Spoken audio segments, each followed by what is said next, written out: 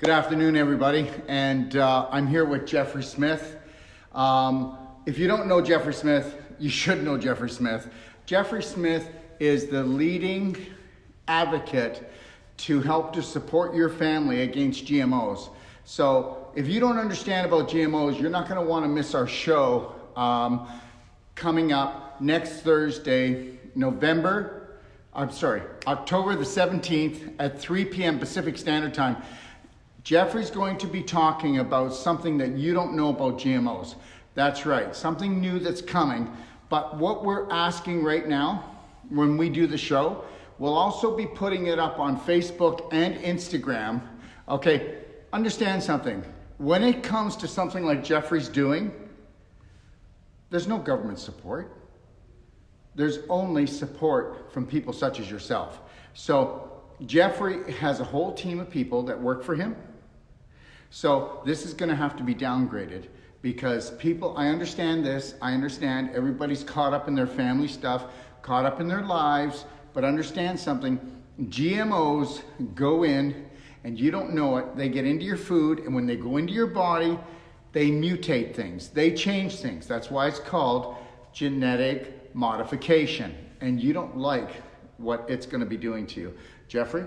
Well, yeah, there's some new information that I want to share on the 17th during our interview at 3 p.m. Pacific. And the new information raises the threat of GMOs from just damaging our bodies to an existential threat to the planet.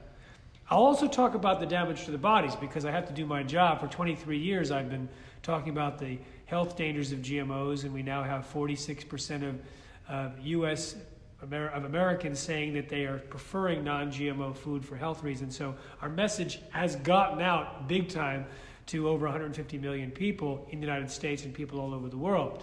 So we actually helped create or start the tipping point of consumer rejection by pioneering this messaging about how dangerous GMOs are. And if you don't know yet, you'll find out some amazing statistics when we speak on the 17th.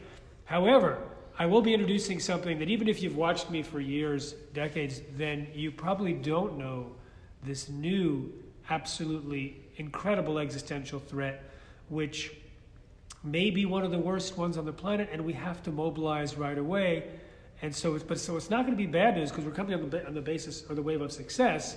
It's going to be urgent news that we need to focus on. We need to focus on it because, you see, we're at a time when we now have very inexpensive ability to edit the genome, and we have all sorts of bright-eyed scientists who want to make their impression to help the world, and they don't realize that when they put it all together, well, I'll just leave it there. Come back on the 17th to find out what the answer to that, the next part of that sentence is. And understand something, we're talking about 23 years of work and effort behind the scenes, traveling all over the world, okay? And I want everybody to understand something. We will be putting something together, and I want you to talk to people about this, and I want you to understand that he has a whole staff, and he has to pay them. And we're looking for financial support. I'm looking for financial support, and we better help Jeffrey out, okay? And you better understand that, you know, it's the soil, it's the food, it's your life, it's your children. You know, today's the day, and I just want you to think about it, okay? We're not talking about giving money to Cancer Association. We're talking about giving money for your children's future, and that's really the bottom line. So the nonprofit, in case you want to do right now, before the 17th, is called the Institute for Responsible Technology. And the website is responsibletechnology.org, responsibletechnology.org. The donate button is on the top. Responsibletechnology.org is a 501c3, so if you're in the United States and you want to get a tax deduction. Even in Canada too. You can get a 501c3? Yes, okay. You can get a tax deduction, yes. Thank you can. So I've been doing this for 23 years, the Institute's been around for 16 years, and at a time now when we need to actually expand in order to create this whole new reframing. I mean, I really was involved in pioneering the framing on GMOs around health, because when I started, no one wanted to talk about the health dangers. They were talking about the environmental dangers, the patenting, the farmers' rights, the concentration of power, but no one wanted to talk about the health dangers. And I thought, well, that's what's going to make the difference, and it did. And now we have to reframe it again with this big existential threat. So at the time when we need to raise more money, actually we've lost a lot of funders to sickness, to death, to people who've actually transferred their funds to the climate change. But now we have an existential threat of our own, which I was in 3 different meetings in the last 6 weeks in California, and I asked the audience, I said, if climate change is an 8 out of 10 in terms of planetary risk, where would you place GMOs?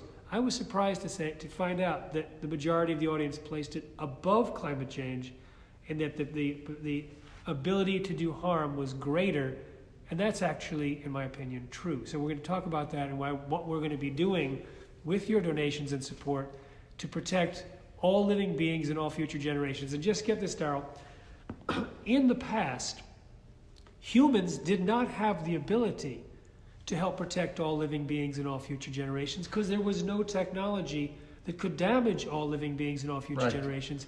So what a resume builder, right? I mean, to help protect all living beings and all future generations, 2019.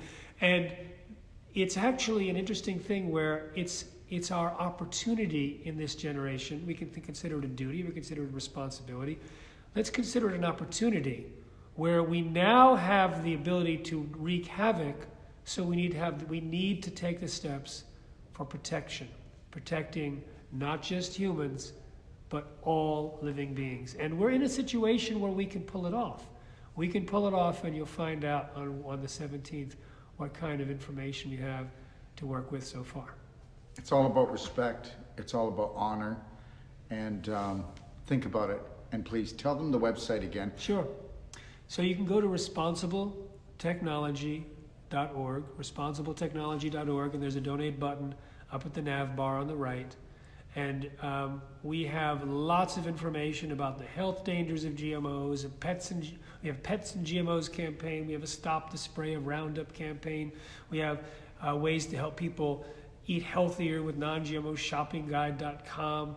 We have 16 years of information packed into that site, and I personally have traveled to 45 countries speaking, given 1,000 lectures and 1,000 interviews, and written 2 books and made 4 movies and trained 1,500 people. So we've been on it. We've been working on your behalf for some time, and now we have to make this big change, because there's a change in the marketplace. And you're going to find out on the 17th about an executive order that the President Trump signed on June 11th, which is going to pave the way. It could pave the way for a replacement of nature, which I don't want to give too much away.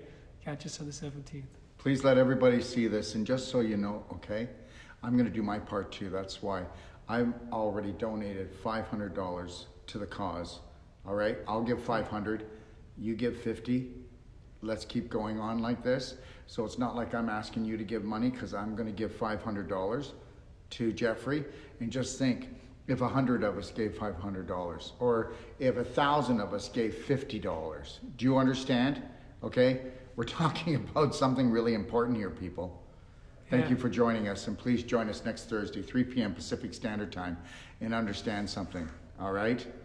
That food that you eat isn't no longer a treat, all right? Have a beautiful day. Safe eating, everyone.